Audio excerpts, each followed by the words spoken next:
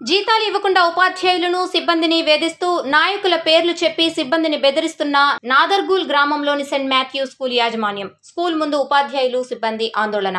మహేశ్వరం నియోజకవర్గం Badangpet municipal corporation నాదర్గూల్ గ్రామంలోని Saint Matthew high స్కూల్లో ప్రతి సంవత్సరం ఉపాధ్యాయులతో వెట్టి చాకరీ చేయించుకొని వేతనాలు ఇవ్వకుండా వేధింపులకు గురి చేయడం జరుగుతుందని, అలాగే ప్రతి సంవత్సరం వేతనాలు ఇవ్వకుండా ఉపాధ్యాయులను మారుస్తున్నారని, గత సంవత్సరం విశ్వధి యూనివర్సిటీ స్పోర్ట్స్ సంస్థ ద్వారా టీచర్స్ ని అగ్రిమెంట్ చేసుకోవడం జరిగిందని, అప్పటి నుండి ఇప్పటి వరకు వేతనాలు ఇవ్వకుండా వేధింపులకు గురి చేస్తున్నారని ఆవేదన వ్యక్తం చేస్తున్నారు.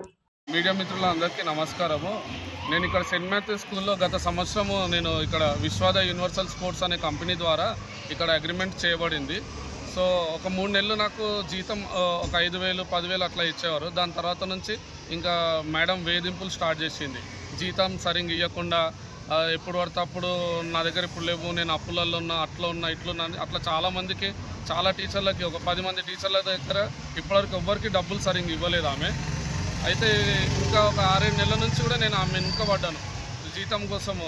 ఇప్పటివరకు నాకు 1 రూపాయి కూడా ముట్టింది లేదు, చేసింది లేదు. అడగడానికి వస్తే తను ఏదో ఒకటి చెప్పి పంపించేస్తుంది. మా నాన్న నేను వెళ్ళి పోలీస్ స్టేషన్లో కంప్లైంట్ కూడా చేశాము.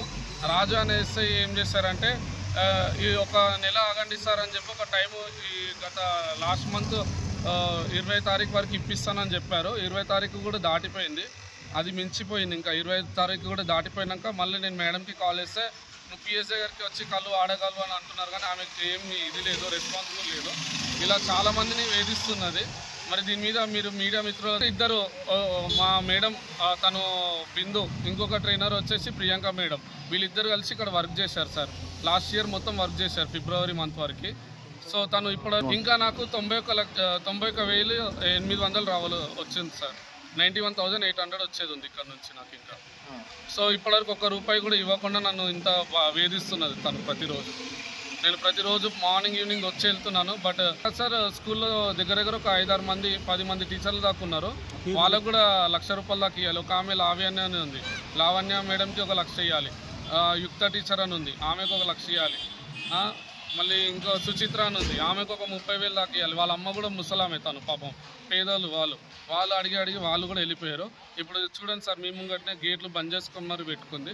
లోపలికి కనీసం రానిచ్చి మర్యాద పూర్వకంగా మాట్లాడి వెళ్దామని ఏమి ఇది లేకుండా ఉంది సార్. కొంచెం మీరే మీడియా మిత్రులు కొంచెం నాకు రేపు ఎలాగైనా సహకరించి నా డబ్బులు నాకు వచ్చేలాగా చూసి కొంచెం ఈ విషయం ఎంఈఓ సార్కి, డిఓ సార్కి వెళ్ళేటట్టు మీరే కొంచెము ముందుకు సాగ